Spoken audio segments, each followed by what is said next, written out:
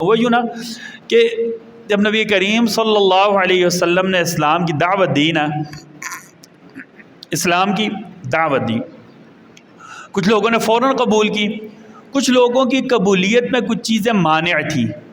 مثلا کچھ لوگ ایسے تھے کہ انہوں نے کہا اگر ہم نے اسلام قبول کیا، ہم دلیر اور بہادر ہیں، لوگ کہیں گے نعوذ باللہ شاید یہ ڈر گیا ہے۔ کسی کے دل میں تھا کہ میں اتنا بڑا سردار ہوں، اگر میں نے اسلام فوراً قبول کیا لوگ میرے اوپر اعتراض کریں گے۔ کسی کو سماجی عزت کے جانے کا ڈر تھا کہ اگر میں نے اسلام قبول کیا تو کہیں کیا کہتے ہیں مجھ سے یہ سرداری چھن نہ جائے۔ مختلف قسم کی چیزیں موانع تھیں۔ اچھا، سیدنا عمر کو چونکہ سیدنا صدیق اکبر کے ساتھ دوستی تھی، انہوں نے دعوت دی، آگے سے بولے نہیں، دل میں بات آئی کہ میں اسلام کے بارے میں سوچوں۔ کہتے ہیں ایک مرتبہ نبی کریم صلی اللہ علیہ وسلم قرآن پڑھ رہے تھے نا، عمر پیچھے کھڑے تھے۔ عمر کیا تھے پیچھے؟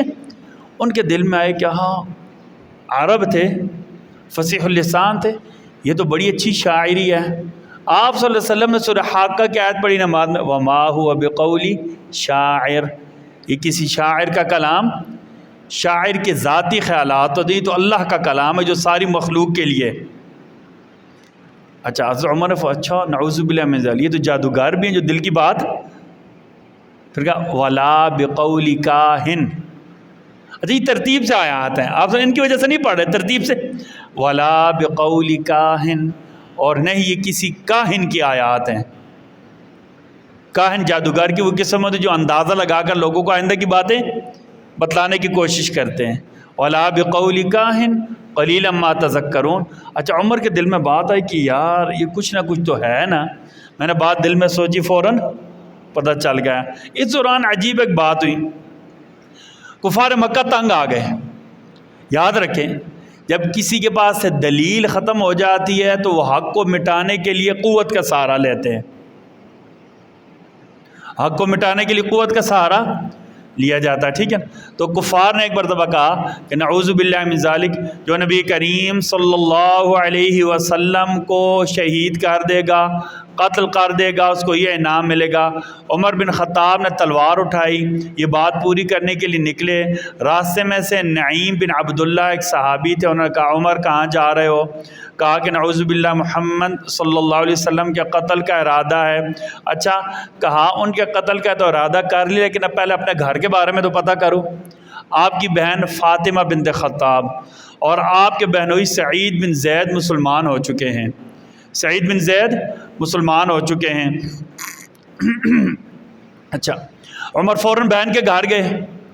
حضرت خباب اس وقت ان کے بہنوئی اور بہن کو قرآن مجید پڑھا رہے تھے۔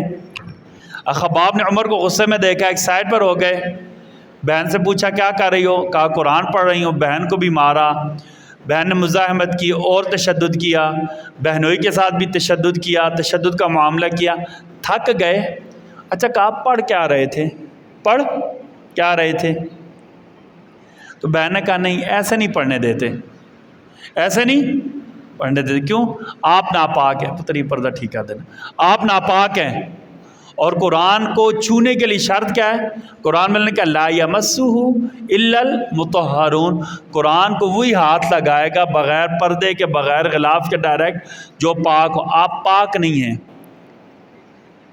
غسل کریں، غسل کیا، قرآن کو کھولا، پڑھنا شروع کیا، سورہ طٰہٰ ما انزلنا علیک القرآن لتشقى الا تذکرۃ لمن یخشی تنزیلا ممن خلق الارض والسماوات العلی الرحمن علی العرش استوى له ما في السماوات وما في الارض وما بينهما وما تحت الثرى وان تجهر بالقول فانه يعلم السر واخفى الله لا اله الا هو له الاسماء الحسنى۔ تقریباً 16 آیات پڑھی، اللہ نے دل میں قرآن اتار دی۔ ایک بات یہاں سے سمجھ لیں، ٹھیک ہے، آپ ابھی جو لوگ مسلمان ہو رہے ہیں نا، آپ ان کو پڑھیں، ایک بات آپ کو مشترکہ ملے گی۔ کیوں مسلمان ہوئے ہو؟ میں نے قرآن پڑھا، میں کیا ہو گیا ہوں؟ مسلمان ہو گیا ہوں۔ آپ ابھی پڑھیں، زیادہ دور نہ جائیں، ابھی پڑھیں۔ ہمارے مولانا کلیم الدین صدیقی صاحب ہیں نا انڈیا میں، ان کے ہاتھ پر کئی لوگوں نے اسلام قبول کیا ہے، کئی ہزار لوگوں نے اسلام قبول کیا ہے۔ انہوں نے ان سب کی رودات لکھی ہے، کتاب کا نام رکھا ہے نسیم ہدایت کے جھونکے، ہدایت کی ٹھنڈی ہوا کے جھونکے۔ اکثریت کیا تھی؟ قرآن پڑھنے سے مسلمان ہوئے ہیں یا نبی صلی اللہ علیہ وسلم کی سیرت پڑھنے سے مسلمان ہیں۔ یورپ آپ چلے جائیں، عیسائی آپ سے قرآن مانگیں گے، عیسائی آپ سے کیا مانگیں گے؟ قرآن مانگیں گے، ٹھیک ہے جی۔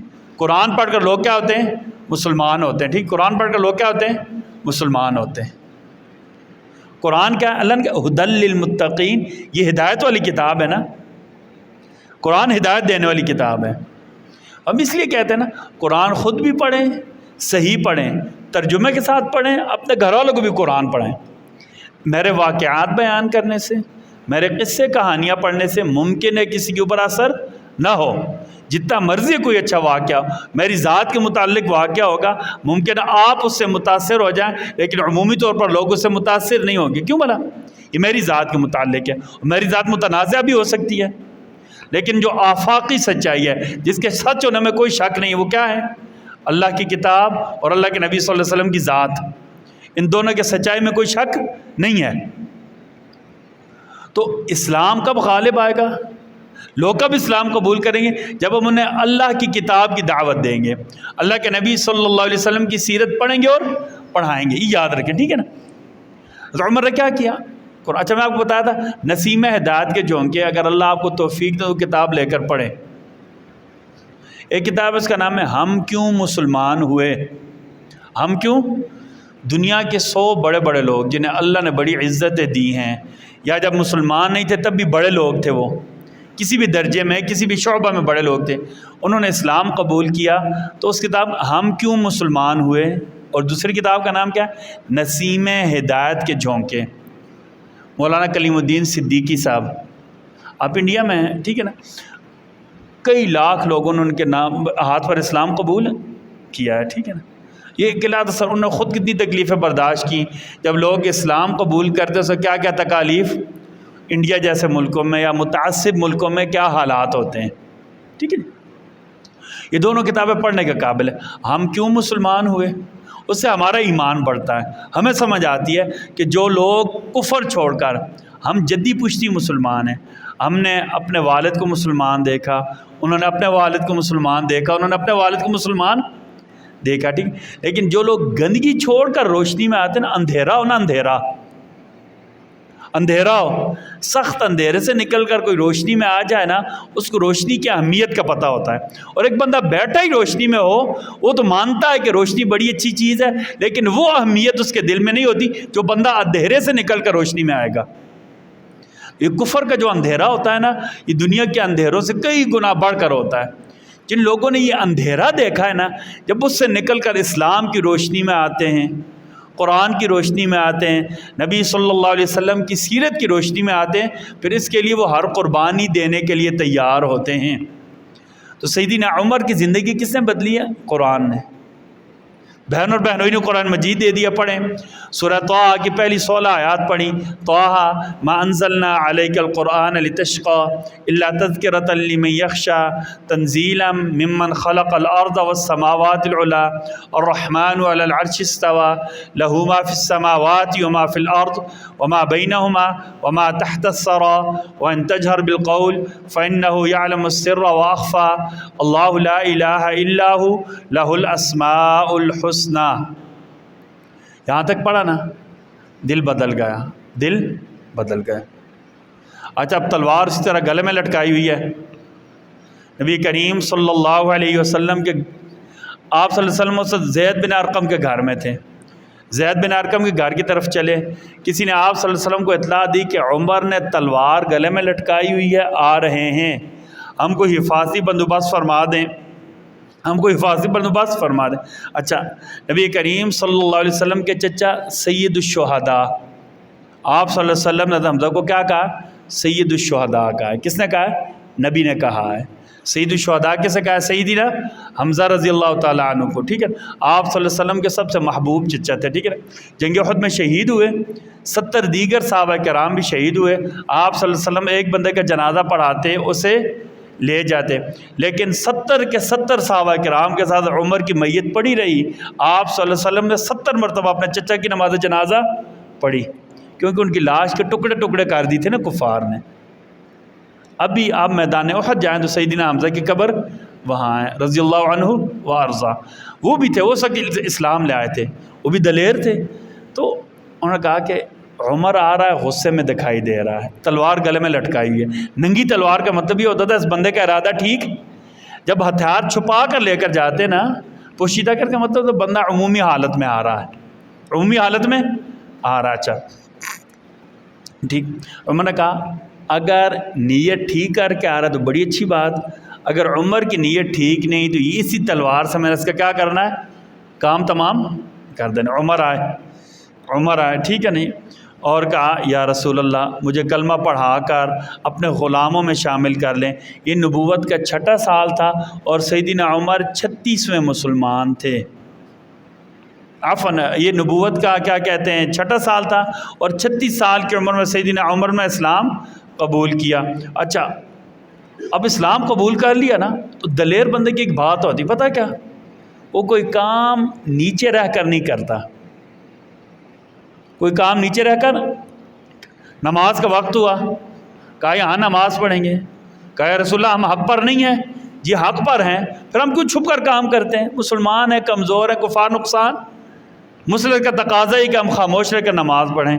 اچھا یا رسول اللہ آج سے ہم ایسا نہیں کریں گے، آج سے ہم نے کیا کرنا ہے، سب کے سامنے نہ آ کر نماز پڑھنی ہے۔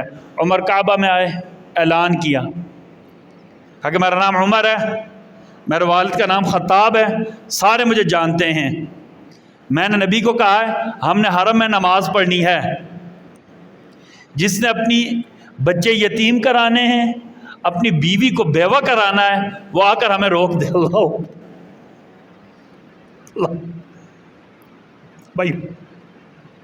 بھائی ہمارا یہ حال ہوگا نا، جس نے نبی کو اعلانیہ نماز پڑھائی تھی اس کا نام لے کر نعوذ باللہ پاکستان جیسے ملک میں لوگ گالیاں نکالتے ہیں، جس نے نبی کو پہلی اعلانیہ نماز کعبہ میں پڑھائی، اور ایسے بھی نہیں پڑھائی، اعلان کر کے پڑھائی۔